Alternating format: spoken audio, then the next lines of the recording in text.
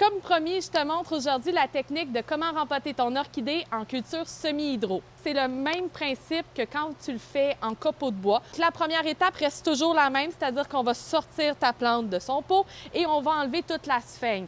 Là, il faut vraiment que tu sois méticuleux parce qu'on va complètement changer de culture. Donc, il faut vraiment que tu fasses un beau nettoyage au niveau de tes racines. On enlève tout ce qui est sphaigne, tout ce qui est mousse.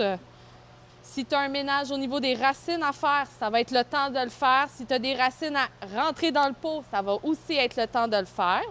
Ça va être important de choisir un vase qui est transparent. Celui-là, par contre, il va être fermé en dessous. Donc, on ne veut pas un vase avec des trous de chaque côté parce qu'on s'en va mettre de l'eau dedans.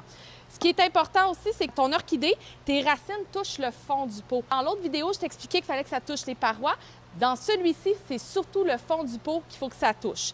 Ce que tu vas venir faire, c'est que tu vas venir placer ton orchidée dans la position que tu la veux et à la hauteur que tu la veux. Donc, on la tient comme ça. Par la suite, j'ai des billes d'argile que j'ai préalablement rincées. C'est très important parce que tu vas voir, ça fait une petite poussière sinon. Je vais juste prendre mes billes d'argile et venir les rentrer au travers les racines pour venir y créer un espèce de support. Donc, ce n'est pas un substrat, c'est vraiment un support pour supporter la plante dans les airs et avoir les racines plus bas. Aussi, je voulais te dire, si tu as envie de faire des créations et de prendre toutes sortes de roches, de toutes sortes de couleurs pour faire ton support, c'est très possible. Certains même arrivent à faire tenir la plante sans support du tout. C'est possible aussi. Certains vont prendre des roches décoratives, de la vitre concassée qui donne un effet de planter l'orchidée dans de la glace. Le seul qu'il faut faire attention, c'est les coquillages parce que ça peut avoir tendance à changer le pH de ton eau. Et voilà, ça donne quand même un look très esthétique là, à la fin. C'est au niveau de l'arrosage que ça va être un petit peu différent. Ce qu'on va faire, c'est que tu devras venir mettre de l'eau environ 1 centimètre dans le fond. Donc, ce qu'on veut, c'est que la plante, elle ait la pointe de ses racines dans l'eau. Jamais la totalité de ses racines, donc c'est vraiment que la pointe. Et c'est important avant de faire ton premier arrosage ou la première fois que tu vas mettre de l'eau, assure-toi que ses racines sont vraiment dues. Un coup que tu vois que ses racines sont blanches, on y va pour son premier. Donc, on monte juste un petit fond d'eau.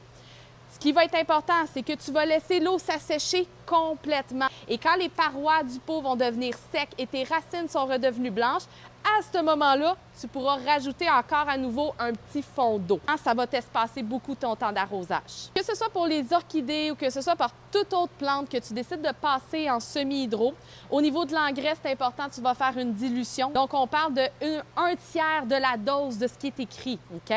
Sinon, tu peux aussi utiliser la pulvérisation foliaire pour faire ton engrais, c'est très possible. L'autre chose qui est très important, c'est que les racines qui sont là présentement ne sont pas adaptées à un semi-hydro. La plante devra en créer des nouvelles. C'est normal que tu aies quelques racines qui ne survivent pas à ça. Ne t'inquiète pas, elles vont en faire des nouvelles qui vont être capables de s'adapter à aller vraiment s'immerger dans l'eau et c'est quand même assez rapide. Si toi, tu as déjà essayé cette technique-là, que tu l'aimes beaucoup, tu as envie de nous montrer de quoi ça a l'air, bien, envoie-nous tes photos en commentaire. Si tu as des questions, envoie-nous-les en commentaire. Et si tu as envie aussi, enregistre la vidéo pour pouvoir le faire étape par étape avec moi quand tu vas être prête de faire le transfert.